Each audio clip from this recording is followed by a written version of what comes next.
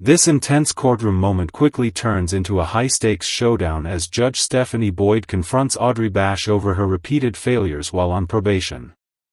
What should have been a second-chance story spirals into a tense exchange filled with pressure, tough questions, and zero patience for excuses. As the hearing unfolds, the judge calls out Bash's inconsistent statements, exposing contradictions about her job, her lifestyle, and her ongoing struggles. Despite pleading for another opportunity, Bash finds herself losing credibility with every word. The courtroom atmosphere grows heavier as it becomes clear, this is no ordinary sentencing. Then comes the shocking turning point. Judge Boyd lays down a brutal ultimatum: accept a strict rehabilitation path with jail time and months in a treatment facility, or face a full 5-year prison sentence. No middle ground. No easy way out. With everything on the line, Bash is forced to make a decision that will define her future. After a brief consultation, she chooses prison, sending a wave of tension through the courtroom.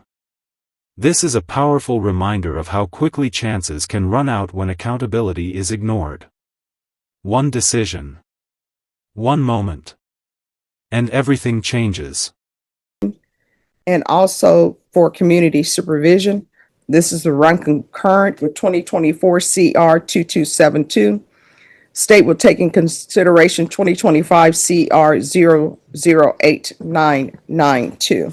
Have both parties had a chance to review the TAP evaluation and PSI? Yes, sir. Yes, Your Honor. Any objections from either party? No, stay here. Just a few corrections, Your Honor. I've reviewed it with my clients, and you have a copy of it. Yes. On page 1, although this goes more towards argument, guilt minimalized, on the PSI specifically is for the firearm. I believe what they're referring to is for the case that's being TIC'd, but she admitted there was a firearm, and for argument, I will explain further for that, but she didn't minimalize the handgun. She acknowledged there was a handgun. On page 2, everything's correct on page 2, but on page 3, under other cases outside Bear County, Kendall County, Texas, she said that there was no state jail prison trip on Kendall County. Okay. It was only one state jail trip on page 2, one TDC trip on page 2, and she didn't have a third trip to prison. Same page 3, Tarrant County, just so the court's aware, April 9, 2025, under Tarrant County, Texas. She was in custody here. The typo, it should have been 2015. If you look at the convicted 180-day jail, 11/23/2015. I just don't want the court to be thinking that she had a out-of-county case April of this year when she didn't. Okay. Also, page 5, where it says unemployed, she did report that she's self-employed. She has her own landscaping company. She's able to provide for herself if she was to be granted probation. On page 6, it says that she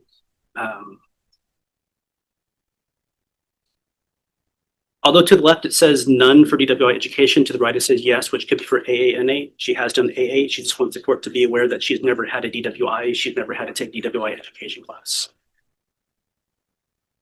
And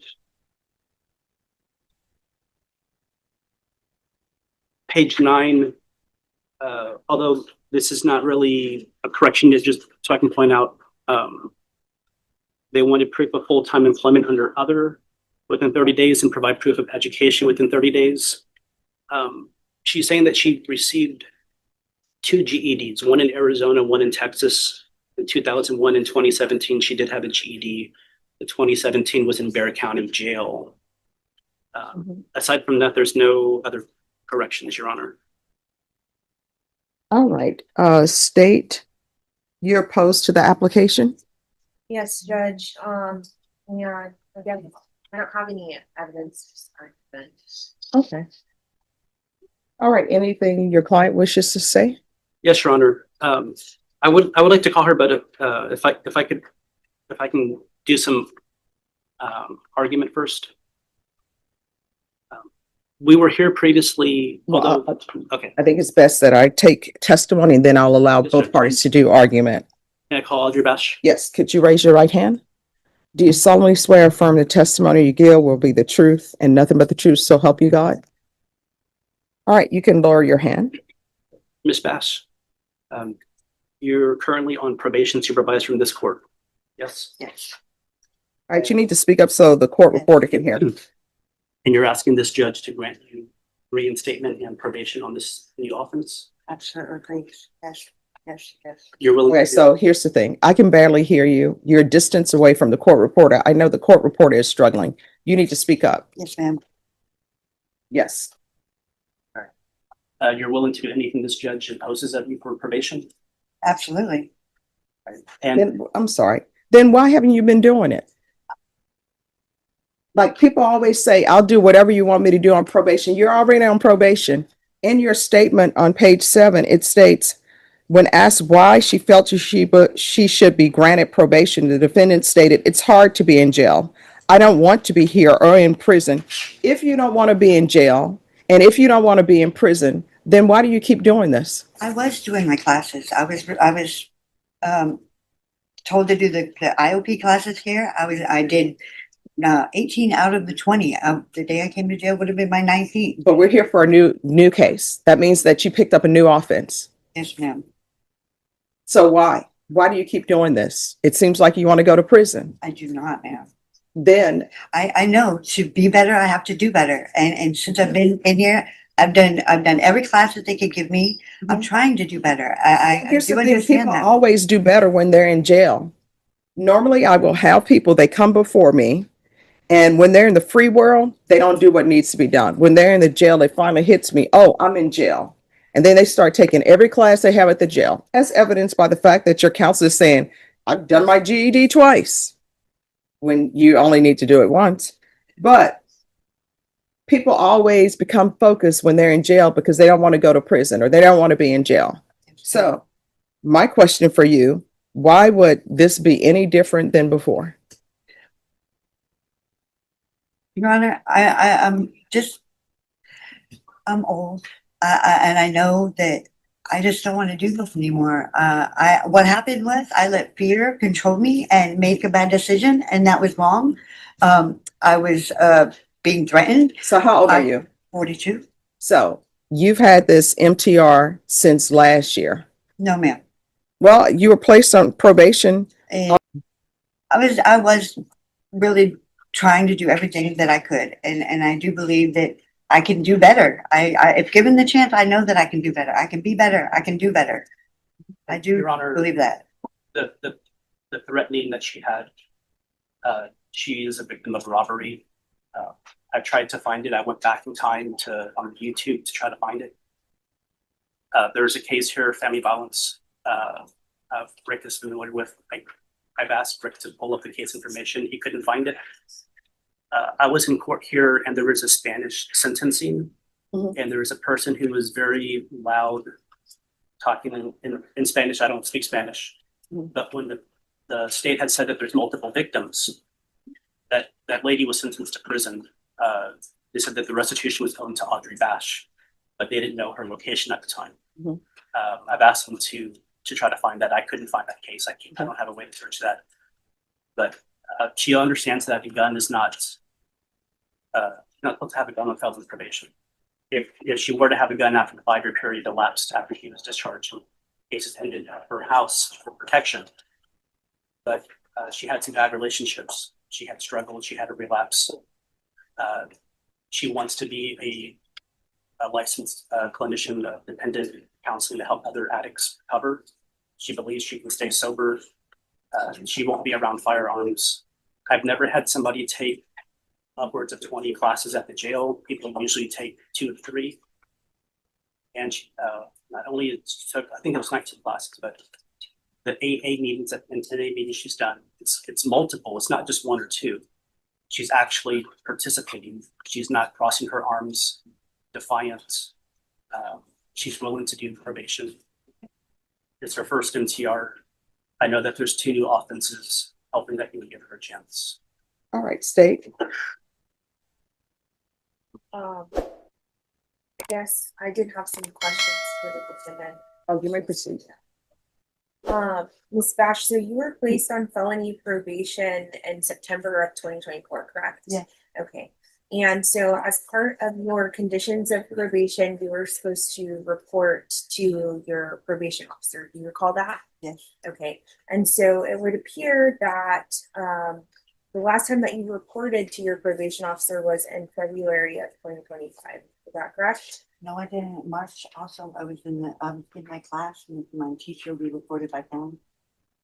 I'm talking about going to the probation officer and meeting with your assigned person at the field office.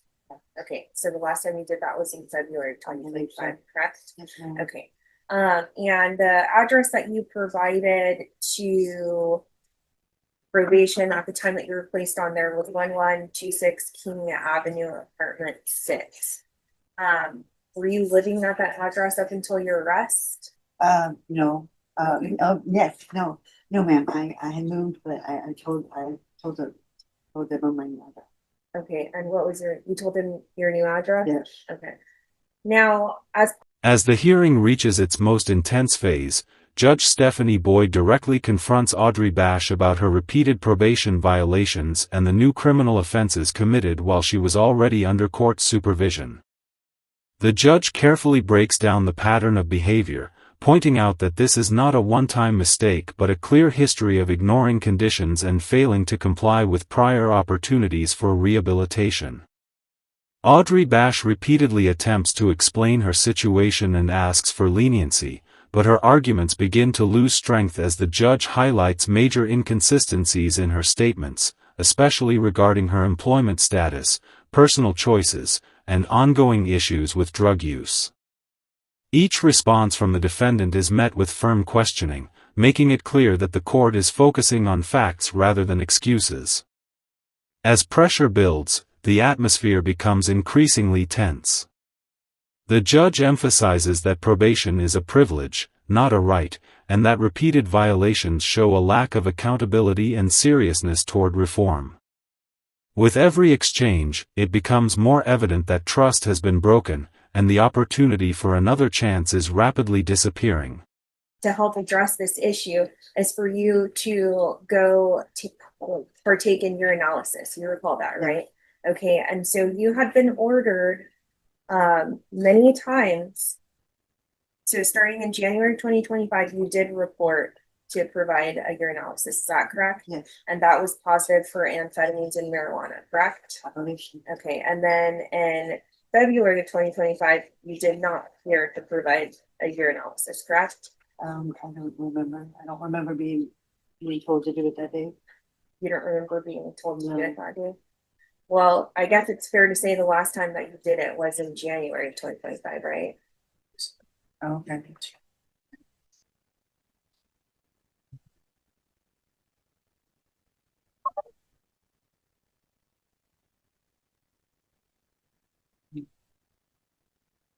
So the last time that you provided your analysis was in January of 2025? Yes, ma'am. Okay.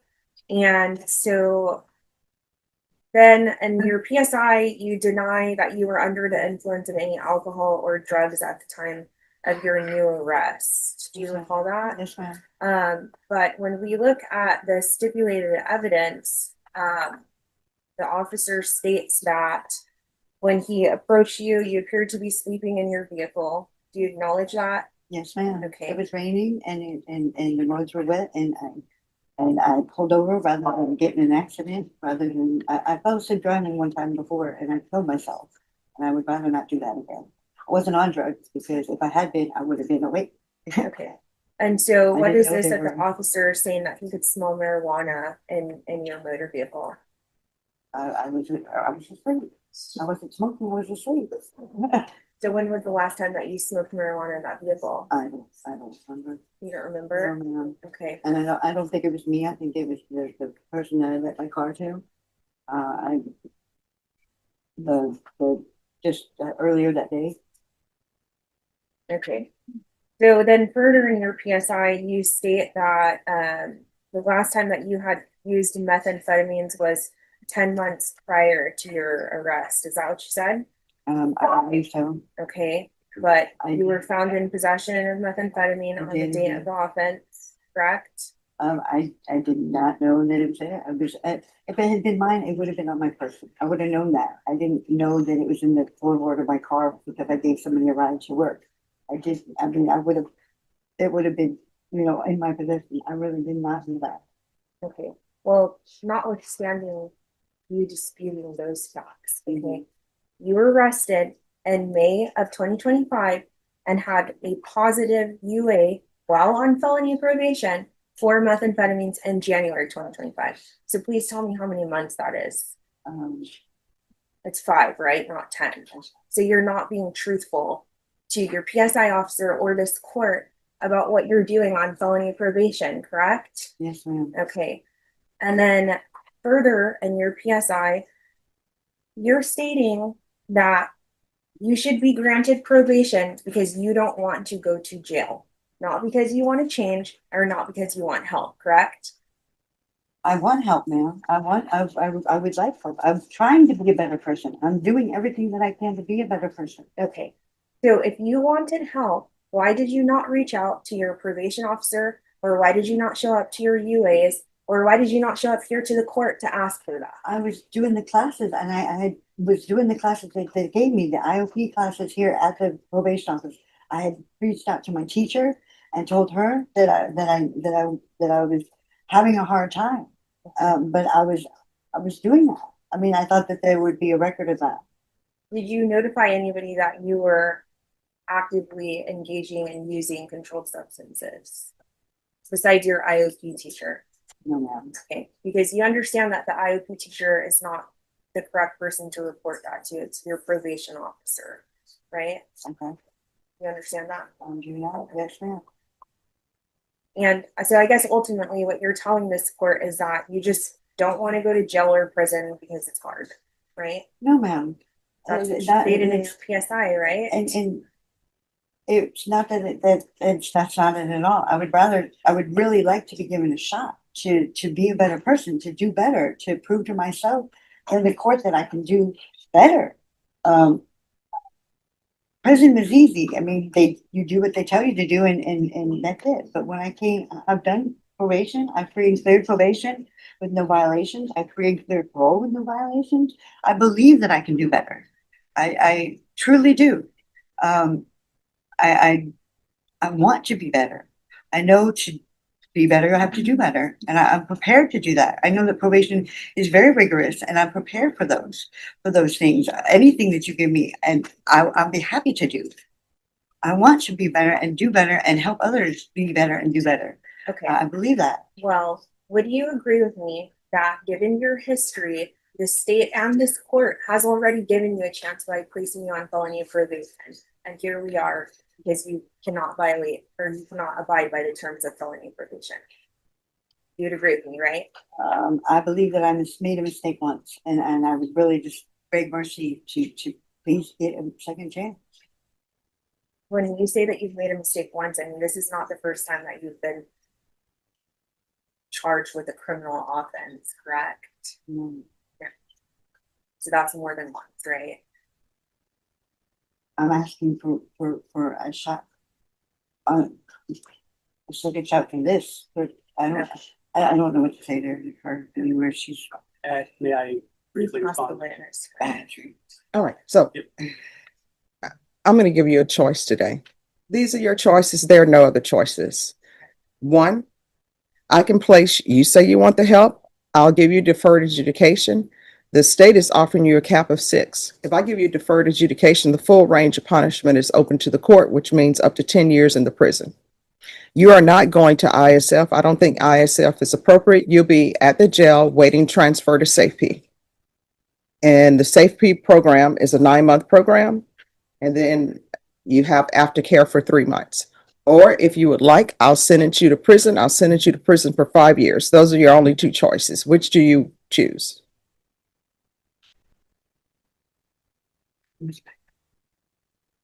And see, this tells me right now, she really doesn't want the help, that she's trying to figure out back time. But you can discuss it with her. No, those are my only 2 choices. Those are your only 2 choices. There are no other choices. You can either do 5 years in the prison or either you are going to do 10 years deferred adjudication. Those are your two choices. No other choices for you. So which do you prefer? I'm sorry.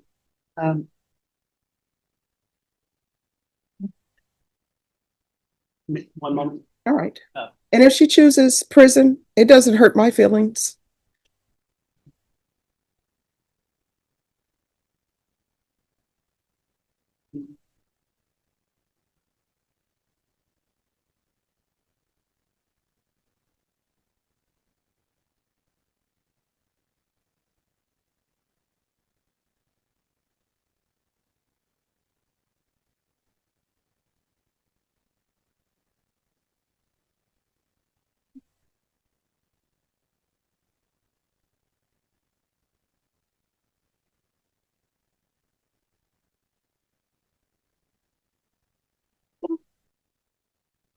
Your Honor, Yes. we're ready to proceed forward. She has her answer. Right. So which does she prefer? 5 years TDC, and we would ask that that would run concurrent with her MTR. We would ask if you would reform the judgment of the 10-5. Oh, just 1 second. We haven't done that case yet. All right. So in cause number 2025 CR 008991, the court will sentence you to 5 years in the prison. I'm sorry. The court is going to find you guilty, sentence you to 5 years in the prison, give you credit for any time served. This will run concurrent with 2024 CR 227. I'm sorry, is this 2272 or what? 2272. Take in consideration 2025 CR 008992. And I'll request the therapeutic community. Is there anything else in that case with regards to sentencing? Yes. No. All right. Did you review the document entitled Trial Court Certification of Defendant's Rights to Appeal? With your attorney, did you understand it and sign it? Because it's plea bargain agreement, because I followed your plea bargain agreement, and because you waived your right to appeal, you do not have the court's permission to appeal. Because this is a felony conviction, you're not allowed to own or possess any weapons or ammunition. If you have a question over what that is, you will need to speak to an attorney. Do you understand? I do. All right, we're going to proceed in 2024 CR 2272, and that cause number you previously pled true to violation of condition number 1. The court found violation of condition number 1 true.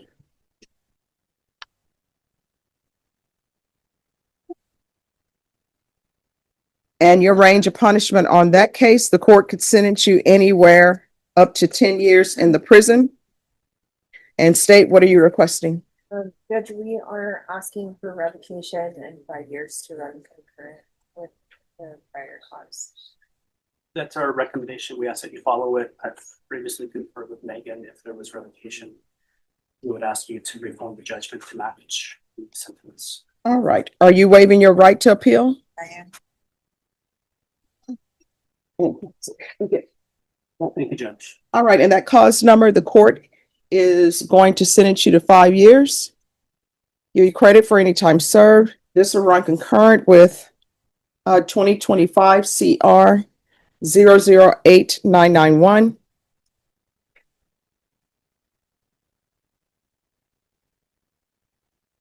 And the court will request the therapeutic community. State, you may be excused. Thank you. Did you review the document certification of defendant's rights to appeal with your attorney? Did you understand it and sign it? I did. Because it's a plea bargain agreement, because I followed your plea bargain agreement, and because you waived your right to appeal, you do not have the court's permission to appeal. Because this is a felony conviction, you're not allowed to own or possess any weapons or ammunition. If you have a question over what that is, you'll need to speak with an attorney. Do you understand? I do. All right, good luck to you. Thank you. In the final moments of the hearing, the tension finally comes to a breaking point as Audrey Bash is forced to face the full weight of her situation. After a brief discussion with her attorney, she makes a life-altering decision, choosing a 5-year prison sentence instead of accepting further probation-related conditions. The atmosphere in the room becomes extremely heavy as the reality of that choice sinks in, with no further arguments left to change the outcome.